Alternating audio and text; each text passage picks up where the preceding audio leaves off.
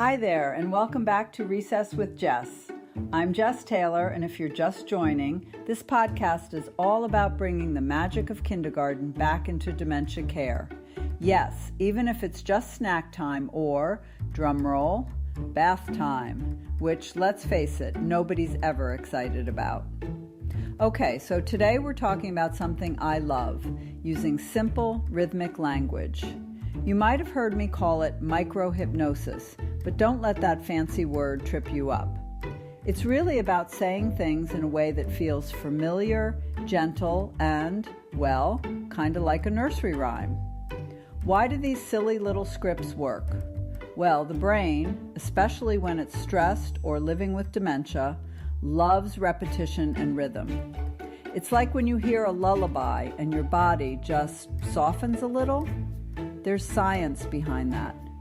When we use repetitive rhythmic language, we're actually tapping into very old, safe memory pathways, which can calm the anxious parts of the brain that get overwhelmed during tricky tasks.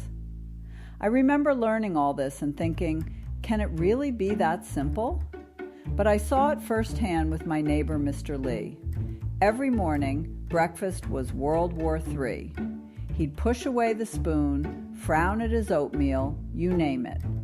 But when we turned breakfast into a sing-song, like spoon goes up, hat goes on, oatmeal time won't last too long, suddenly he'd giggle like a little kid and let me help. It was honestly like magic. And not because I'm a hypnotist, but because his brain recognized the rhythm. So whether you're dealing with meals, medication, or anything else, don't underestimate the power of a gentle musical script. It's not just for little kids, it's for every one of us, especially in dementia care. Let's slide right into a topic that gets caregivers everywhere kind of sweaty: bath time. Why is bath time so hard? I get that question maybe like 4 times a week. For folks living with dementia, bathing brings together a bunch of challenges all at once. There's sensory overload, the water, the cold, the weird feeling of someone helping you with something so private. Then there's brain change, which can make even familiar routines feel scary or confusing. You're not a bad daughter. I want to say that right off the bat if you're listening and feeling guilty. This is not about stubbornness. It's a real neurological change. Okay, so here's what I tell caregivers. When you feel the resistance and your own tension building, try something different. Here's my go-to micro-hypnosis script for tough bath days. Mom, we're just going to freshen up a little together. I'll be right here the whole time, and we'll go slow. We can stop if you feel uncomfortable, okay? It's calm, it's gentle, and it lets your loved one feel in control, even for just a second. The magic comes in how you say it.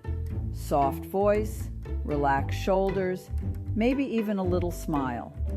Sometimes by the time Mom realizes she's not sure about the bath, you're already finished. I've heard from so many in our support group who tried this. One daughter added a little song. The next dad used it like a gentle mantra. Just a splash, and it softened the whole mood. Not perfect, but possible. So here's the fun part. This doesn't just work for bath time. The best scripts are the ones that fit your loved one, your own voice, and whatever the moment calls for. If you're tackling teeth brushing, you might say, let's brush together. 1, 2, see how quickly we're done. Or for medication, 1 little pill, then off to play. Take a sip, and it's a brand new day. It doesn't have to rhyme, just gentle, simple, predictable. Personalize it. Now, I'd be lying if I said it always works right away. Sometimes your person might just get upset or ignore you altogether. If that happens, that's okay. You haven't failed. Try again later or mix it up. I still remember my first try with my Aunt Ruth. I'm not kidding. I fumbled every word, couldn't keep the rhyme going, and I think I said something like, "Let's brush your hair with, care?" She burst out laughing. The whole mood changed. Honestly, laughter is a much better outcome than struggle.